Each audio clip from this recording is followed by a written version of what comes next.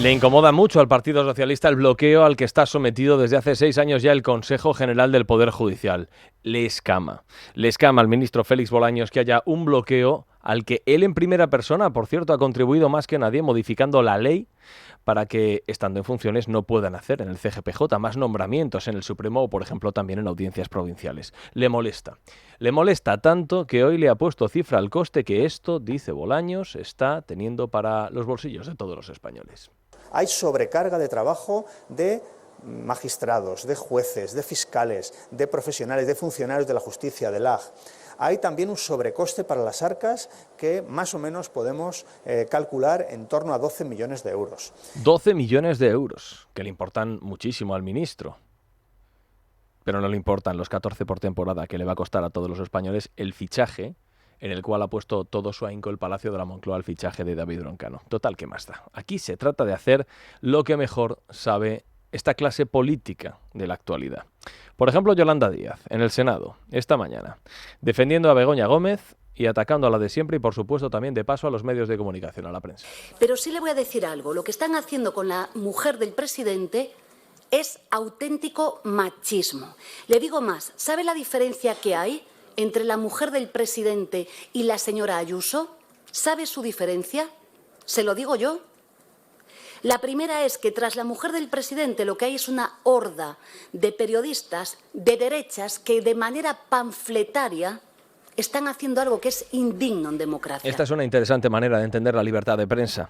Los periodistas que investigan las actividades de Begoña Gómez y que lo publican luego, posteriormente, son derechistas panfletarios y no solo.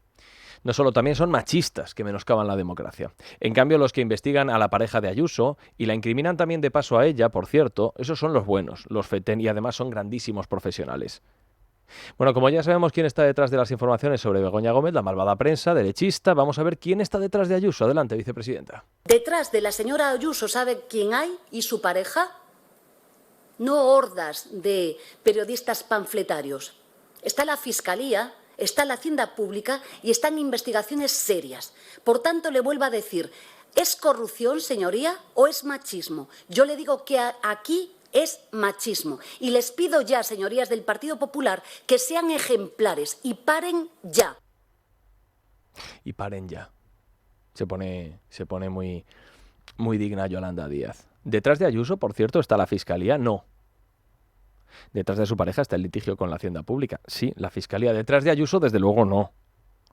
Pero aún así, Yolanda Díaz decide mezclar las dos cosas para intentar confundir al personal y damos a entender que la presidenta madrileña está metida hasta el tuétano en asuntos de corrupción. Es así como interpreta la política española y es el rigor debido del cual siempre nos viene hablando la vicepresidenta Yolanda Díaz. En todo caso, es interesante esto que dice Yolanda Díaz. ¿Por qué? Miren, es muy interesante porque siempre Yolanda Díaz dice que ella nunca va a entrar en el y tú más, en los adversarios políticos. Esto lo vamos a escuchar más tarde. En el y tú más con los adversarios políticos, etcétera, para a continuación entrar directamente y meterse hasta el Corvejón. En fin, este es el panorama. Y esto es en lo que estamos.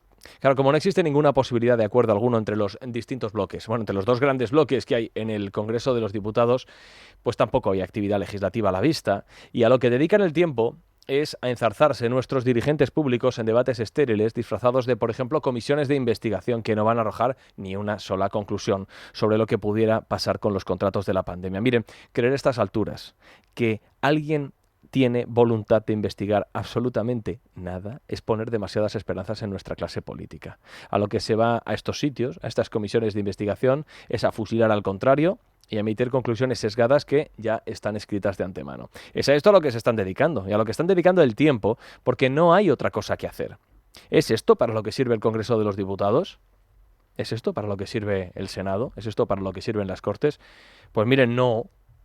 No es esto lo que dice la Constitución española. La Constitución lo que dice es que igual todavía le importa a alguien lo que diga la Constitución española, pero en su artículo 66 lo que dice la Constitución es que la primera función de vida del Congreso de los Diputados es legislar, cosa que no se está haciendo. Lo segundo es aprobar los presupuestos, cosa que tampoco se está haciendo, porque no hay presupuestos por segundo año consecutivo. Y lo tercero que hay que hacer en el Congreso de los Diputados, ya decimos, cuenta la Constitución, es el control de la acción del Gobierno. Y miren, llamar sesión de control a esto que se hace los miércoles es un insulto, y además bastante grave y serio, al parlamentarismo. En cambio, el gobierno está dedicando el tiempo a otras muchas cosas en este día. Son algunas de las noticias que luego más tarde vamos a contar. Son noticias del día. Por ejemplo, el gobierno está dedicando el tiempo hoy a retirarle las medallas del mérito al trabajo a un empresario corrupto como Díaz Ferrán y a un banquero. A intentar disolver la Fundación Francisco Franco. A poner a caldo a Isabel Díaz Ayuso y a que la vicepresidenta tercera del gobierno se eche flores a sí misma porque quiere ser comisaria europea. Y algo más, por supuesto, claro que sí. Y Pedro Sánchez, que está de gira por ahí fuera intentando sembrar en Oriente Medio la concordia que está destruyendo en España. Esto es lo que está ocupando ahora mismo al gobierno. El motivo es muy sencillo. Esta legislatura solamente tiene un objeto, que es hacer presidente a Pedro Sánchez vía ley de amnistía para que Pedro Sánchez pueda, el 12 de mayo, elecciones catalanas, devolverle el favor a Puigdemont haciéndolo presidente catalán y reinstaurando al prófugo en el puesto que tuvo, por supuesto haciéndolo todo, claro que sí, en aras de la concordia. Y como hay una mayoría tan precaria, tan exigua en el Congreso de los Diputados, a lo único que se puede limitar el gobierno de España es a tener la vocación de permanecer, sobrevivir, estar y absolutamente nada más. De manera que podemos ir, es triste, pero podemos ir olvidándonos de solucionar problemas extraordinariamente urgentes que tiene España. Nos podemos olvidar, por ejemplo, de solucionar el gran problema demográfico que tenemos, también de la financiación autonómica, de abordar de una vez el enquistado paro estructural español, de eliminar la deuda desbocada que hipoteca a las generaciones futuras, de acotar el gasto en pensiones sin depredar los bolsillos de las clases medias, de conformar una fiscalidad que no arrase la economía de las mismas clases, pero también nos podemos olvidar de confeccionar un modelo educativo de mérito y esfuerzo. Nos podemos olvidar también de poner en orden la Constitución y de actualizarla o modernizarla. Y también, claro, de la ley electoral. Y olvídense ustedes también de que haya ningún tipo de voluntad de separar el poder político del judicial o de no parasitar el entramado institucional. De todo esto nos podemos olvidar porque estamos en la España empantanada. Y es mucho más sencillo pasear entre calaveras por el Valle de los Caídos, viajar a no sé cuántos países para hacer como que te interesa ahora mucho el conflicto entre Israel y Palestina cuando en los últimos 6 años no te ha importado absolutamente nada. Es mucho más sencillo criticar al novio de Isabel Díaz Ayuso, es mucho más sencillo criminalizarla a ella, es mucho más sencillo atacar directamente al gobierno y a la oposición y que no haya nada productivo, y es mucho más sencillo modificar con arreglo a tus propias necesidades la parrilla de televisión española para contrarrestar programas que son incómodos y anestesiar al pueblo recortando los servicios informativos que, hasta donde todos sabemos, son un servicio público. Porque es en esto en lo que estamos. ¿Tiene responsabilidad en este empantanamiento a la oposición? Miren, probablemente sí. Pero tiene muchísima más responsabilidad el gobierno de España. Porque el sanchismo no consiste en gobernar. En lo único que consiste es en evitar que lo hagan otros. El sanchismo no consiste en ejercer el poder, sino en retenerlo a cualquier precio. El sanchismo no consiste en buscar grandes consensos, sino en volarlos. Y en lo que sí que consiste el sanchismo es en garantizarse, al precio que sea, la eliminación de una alternancia política en España.